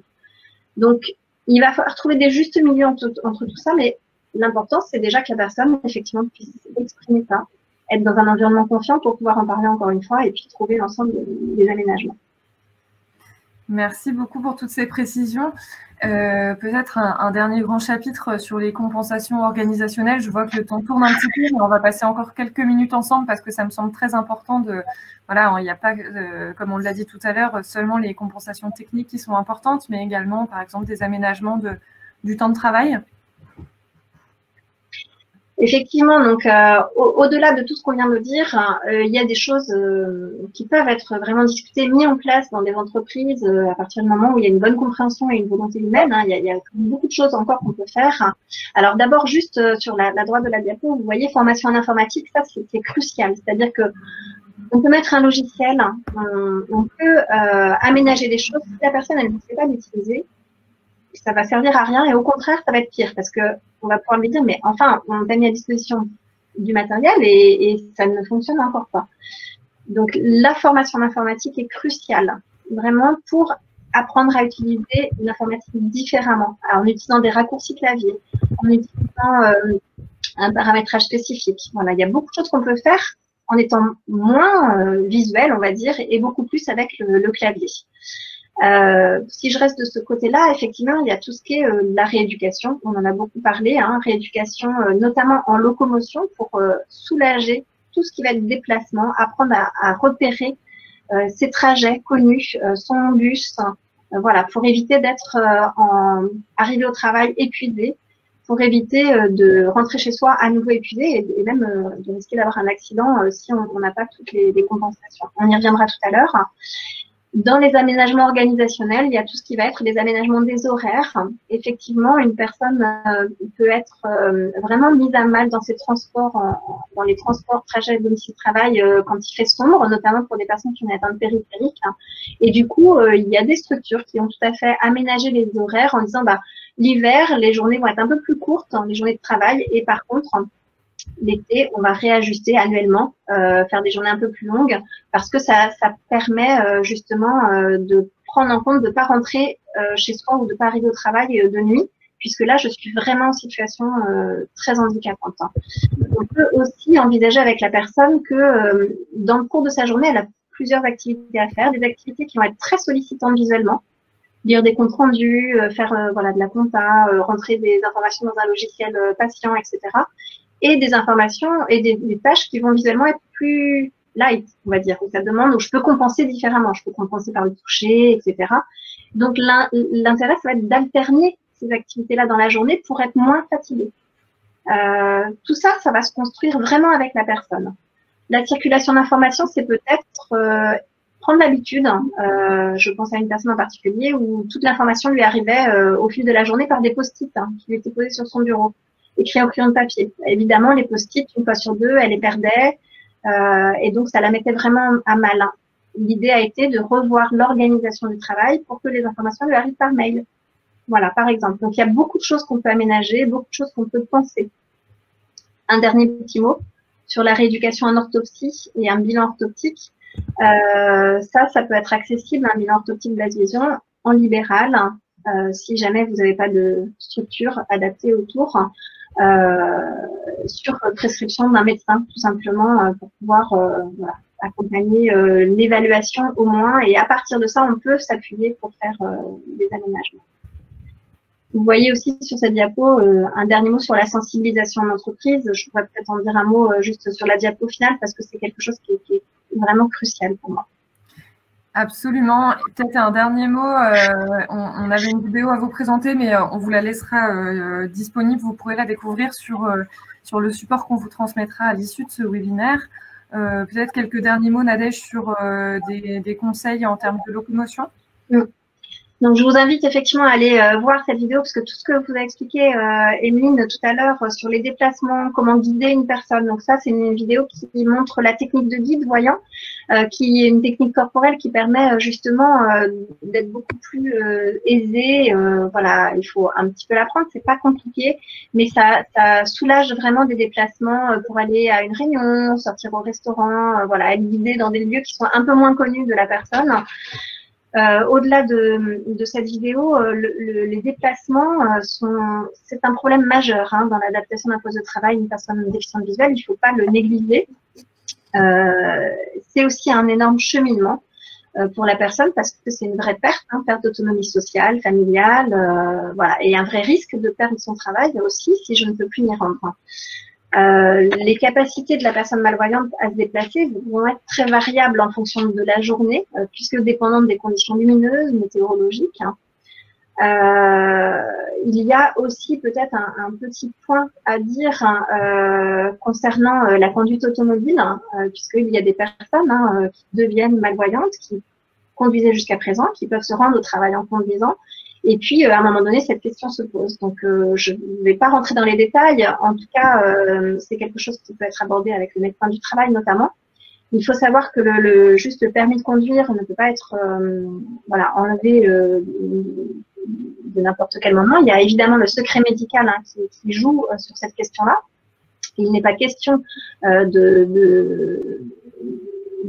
d'alerter, enfin de dénoncer, on va dire, une personne malvoyante par rapport à cette capacité de conduite automobile. C'est seule la préfecture qui peut donner donner l'aptitude ou l'inaptitude à la conduite automobile à partir d'un médecin, d'un avis d'un médecin ophtalmo expert agréé. Donc là, notre travail à nous, tous acteurs, ça va plutôt être d'échanger avec la personne et on a un droit on a un devoir d'information sur les risques qu'elle encourt pour elle, pour les autres, et aussi sur des risques en lien avec son assurance, puisqu'à un moment donné, elle peut ne plus être, l'assurance risque de se retourner contre elle si elle ne l'a pas informée. Donc tout ça, c'est un sujet très sensible qui est important. Qui est à pas négliger, mais qui est aussi à guider dans le cheminement pour la personne. Un petit mot sur la locomotion. La locomotion, c'est une rééducation spécifique pour apprendre à la personne malvoyante et aveugle de se déplacer de façon sécuritaire, avec aisance, en apprenant à fonctionner différemment, en apprenant à s'appuyer sur son audition, en apprenant à prendre des repères dans son espace, soit en développant ses capacités de balayage visuel, simplement, pour certaines personnes malvoyantes, mais pas pour toutes. Il peut y avoir besoin à un moment donné d'accéder à une canne blanche ou une canne jaune pour les personnes malvoyantes qui le préfèrent parfois. Il y a un vrai apprentissage à faire de cette canne-là. C'est pas, voilà, ça nécessite un accompagnement. Une personne, ça peut être très perturbant pour l'entourage professionnel de voir une personne malvoyante arriver au travail avec une canne et puis ensuite lire un document sur son ordinateur ou se déplacer sans cet outil-là dans un lieu connu comme son lieu de travail, puisque pour le grand public, on va dire, la canne, c'est pour les personnes malvoyantes. Donc non, les personnes aveugles, je veux dire. Donc non, effectivement, une personne qui a été accompagnée va bien se connaître et va savoir l'utiliser au moment opportun. Voilà, le chien guide, on en a parlé déjà un petit peu tout à l'heure. Le chien guide est attribué aux personnes qui en font la demande après vérification qu'elles en aient les aptitudes, c'est-à-dire qu'il faut quand même d'abord savoir se déplacer seul de façon autonome, avec une canne si besoin, avant d'avoir un chien. Le chien, c'est un support, c'est un appui complémentaire, mais c'est pas lui qui va gérer le déplacement tout seul. Il faut que la personne soit en mesure de guider, quoi. Merci infiniment Nadège pour toutes ces précisions, toujours très, très précises et renseignées avec beaucoup d'exemples. Merci beaucoup. On avait notamment une question sur le chat et je passerai peut-être la parole à Emeline sur la mobilisation de toutes ces aides. Comment est-ce qu'on fait, voilà, pour quels acteurs sont aussi à notre disposition. Emeline, si tu peux dire quelques mots. Tout à fait. Alors, c'est vrai qu'on ressort de ce chapitre compensation, on se dit c'est fabuleux, il y a vraiment plein d'aides, de compensations qui sont possibles, mais alors comment on peut les mobiliser, comment on les finance? Vous, en tant qu'employeur, bien sûr, vous pouvez solliciter le FIP qui a du coup tout un catalogue d'aides avec des prestataires tels que Nadège qui vont pouvoir être sollicités dans ce cadre-là. L'idée, c'est effectivement que à la sortie de ce webinaire, c'est pas que vous soyez des ergonomes, que vous soyez des spécialistes de la compensation. Il faut vous appuyer sur des acteurs ressources. Donc tous les acteurs sur lesquels vous pouvez vous appuyer en externe, vous pouvez le retrouver dans le catalogue des acteurs locaux. Alors beaucoup en ont parlé à travers le chat, bien sûr, il y a les Cap Emploi, les Pôle Emploi, les missions locales qui peuvent renvoyer effectivement vers des prestataires d'appui spécifiques, mais vous allez avoir aussi d'autres dispositifs qui peuvent être mobilisés. Bien sûr, le médecin du travail reste une clé d'entrée essentielle. Ce qu'on peut vous dire de plus, c'est que le catalogue des aides du FIP, en général, requiert une reconnaissance de la qualité de travailleur handicapé pour être mobilisé, d'où le besoin de faire de la sensibilisation aussi pour inciter les personnes à se faire reconnaître, parce que sans cette reconnaissance, les personnes n'ont pas accès aux compensations. Voilà ce qu'on peut dire sur la partie acteurs ressources. Alors désolé, on passe très brièvement, on aurait pu passer plus de temps sur la partie écosystème, mais ça demande à chaque fois beaucoup de temps, il est complexe, il est très riche. En gros, on préfère vous renvoyer vers le catalogue des acteurs locaux pour que vous puissiez vous approprier vous-même chaque dispositif, que vous puissiez vous renseigner aussi bien que vous le pouvez.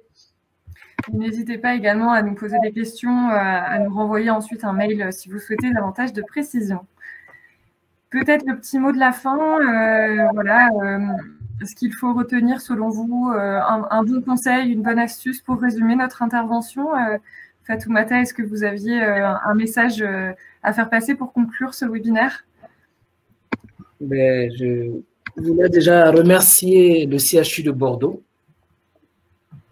tous les acteurs de l'encadrement, tous les responsables, tous ceux qui sont en dignité, toutes ces autorités qui ont permis que je sois là aujourd'hui, tous ceux qui ont permis qu'aujourd'hui mon métier d'aide-soignant soit du plaisir et de l'épanouissement et de la liberté. Aussi, je voulais remercier aussi Madame Tekek.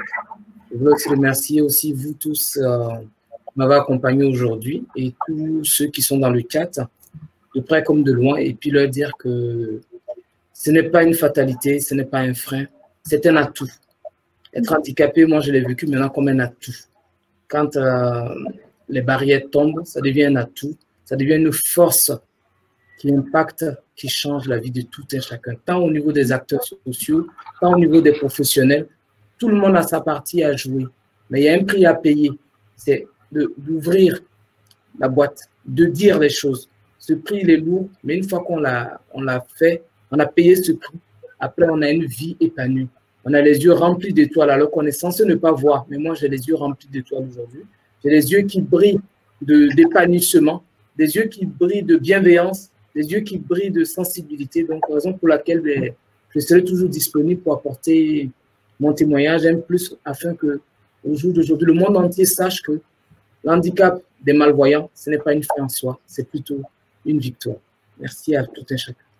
Merci. Et on remercie aussi beaucoup votre cadre de santé, Nicolas, qui a servi de plein d'aspects pendant ce webinaire, notamment caméraman, mais du coup, merci beaucoup pour votre aide lors de ce webinaire, de nous mettre à disposition, Fatoumata, votre outil. Nadège, est-ce que vous souhaitiez dire un petit mot de la fin avant qu'on conclue ce webinaire également?